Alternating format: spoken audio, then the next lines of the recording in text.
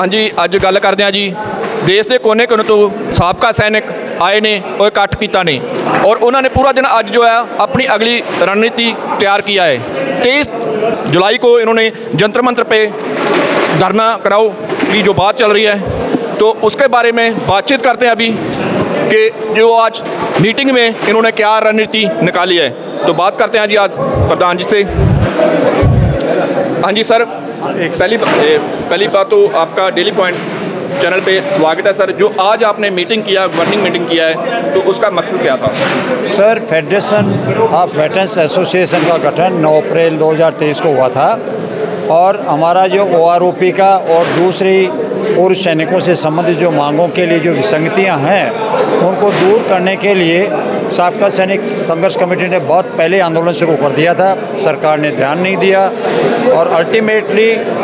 सैकड़ों पूर्व सैनिक संगठनों ने मिलकर के एक बहुत ताकतवर मंच का तैयारी किया है 9 अप्रैल 2023 से। पूरे देश की कितनी संगठन है जो एक साथ एक मंच पे आए हैं? सर, कभी आज भी आपने दिन के टाइम पे देखा होगा कि लगभग 120 प्लस ऑर्गेनाइजेशन हमारे इस मंच के ऊपर आ चुके हैं और रोज़ाना दो या तीन एसोसिएशन का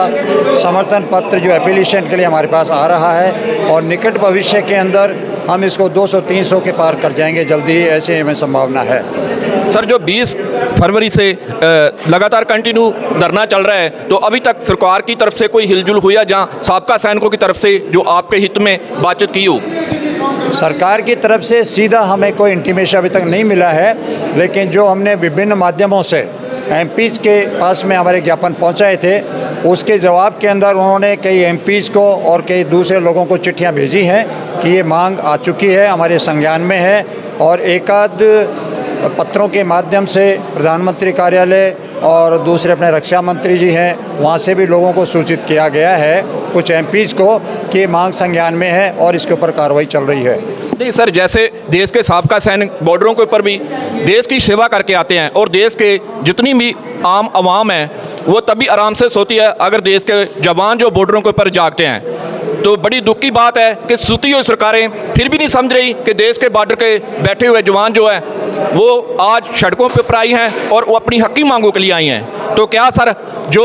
देश के साबका सैनिक हो आप, तो आपके ही बच्चे, आपके ही परिवार, आपके भाई भतीजे वो देश के बॉर्डर के ऊपर अभी भी ऑन ड्यूटी कर रहे होंगे, तो क्या उनका मोराल डाउन नहीं होता सर इससे? देखिए, डेफिनेटली किसी भी सरकार के लिए अच्छा संकेत नहीं होता है कि उसके पूर्व सैनिक अपनी मांगों को मनवाने के लिए सड़कों तक आ जाएं। एक बहुत ही दुर्भाग्यपूर्ण अवस्था है और एक तरफ कहीं न कहीं सरकार का हमको अड़ियल रवैया दिखाई दे रहा है। जब लोकतंत्र के अंदर इस तरीके के साधन सरकार ने या हमारे संविधान ने दे रखे हैं कि आप अपनी मांगों को सरकार तक पहुंचाने के लिए धरना हुआ, प्रदर्शन हुआ, रैली हुआ, ज्ञापन हुआ, वो सारे तरीके हम अनुशासित तरीके से चला रहे हैं। सरकार अगर लंबे समय तक इसको लिंगर ऑन करेगी तो डेफिनेटली इसका हमारे मोरल पे इफ़ेक्ट पड़ेगा और हम नहीं चाहते कि सरकार की तरफ से इतनी बड़ी अनदेखी करी जाए कि ये किसी भी प्रकार से सेना के मनोबल को विपरीत प्रभाव डाले। हाँ जी बिल्कुल, जैसे मनोबल की बात आ रही है तो देश के साबका सैनिक बोल रहे हैं कि मनोबल नहीं गिरना चाहिए। उनके ही भाई, उनके ही जो बच्चे हैं देश के बॉर्डरों के ऊपर बैठे हैं और बॉर्डरों के ऊपर बैठे हैं और वही सरकारें जो है ऑन ड्यूटी वालों को वहाँ लड्डू वितरित करती हैं, लेकिन साबकों के सैनिकों के साथ फिर भेदभाव किया जा रहा है। तो उन सूती सरकारों को हम बताना चाहते हैं आम जनता की तरफ से कि जो साबका सैनिक हैं देश के राखे होते हैं उनके साथ अन्याय ना किया जाए। सर, आप कुछ बोलना चाहोगे इसके बारे में? हाँ जी, मैं सूबा में SP गोसल, जिमें कि हमारे प्रेसिडेंट साहब ने बताया है, मैं भी एक साबका सैनिक संघर्ष कमेटी का नेशनल एडवाइजर होने के नाते और फेडरेशन ऑफ वेटरन एसोसिएशन का सीनियर मीत प्रधान होने के नाते मैं आपके चैनल के माध्यम के थ्रू पूरे देश के साबका सैनिकों को अपील करना चाहता हूं कि जो हमारा अभी तक जितने भी हमने जो भी प्रोग्राम किए हैं, या 3 अप्रैल, 3 मई या उसके बाद 2 जुलाई, जितने भी प्रोग्राम किए हैं बहुत आप लोगों ने साथ दिया है और हम चाहते हैं कि उससे भी बढ़कर साथ जो है अभी हम जो 23 जुलाई को प्रोग्राम करने जा रहे हैं जंतर मंतर पे, उसमें पूरे देश के साबका सैनिक, हमारे को उम्मीद है कि जो 20 फरवरी का साबका सैनिक संघर्ष कमेटी को साथ दिया था ऐसे ही उससे भी 10 गुना जोड़ा साढ़े साबका सैनिक जोड़े 23 जुलाई को ਫੈਡਰਲ ਆਫ ਬੈਟਲ ਐਸੋਸੀਏਸ਼ਨ ਦਾ ਸਾਥ ਦੇਣਗੇ ਤਾਂ ਕਿ ਆਪਣੀ ਹੱਕੀ ਮੰਗਾਂ ਵਾਸਤੇ ਅਸੀਂ ਸਰਕਾਰ ਤੇ ਜਿਹੜਾ ਦਬਾਅ ਬਣਾ ਸਕੀਏ। ਇਹ ਜਿਹੜਾ ਸਾਡਾ 23 ਜੁਲਾਈ ਦਾ ਪ੍ਰੋਗਰਾਮ ਆ ਇਹਨੂੰ ਆਪਾਂ ਕਾਮਯਾਬ ਕਰਨਾ ਹੈ। ਇਹਨੂੰ ਮੈਂ ਇਹ ਨਾਰਾ ਲਾਉਂਦਾ, ਅਭੀ ਨਹੀਂ ਤੇ ਕभी नहीं, अभी नहीं ते कभी नहीं, चलो दिल्ली चलो दिल्ली चलो दिल्ली 23 जुलाई ਨੂੰ चलो दिल्ली। अच्छा सर, एक बात मैं और पूछना चाहता हूँ आपसे। जैसे अभी बाढ़ का माहौल चल रहा है तो मेरे ख्याल से दिल्ली में भी पानी काफ़ी आया है, तो क्या साबका सैनिक जैसे देश के बॉर्डरों के ऊपर कभी जो बारिश और जो धूप है उसके ऊपर नहीं डरते, तो क्या इस बार भी ये आर की होगी? सॉरी आर, ये हम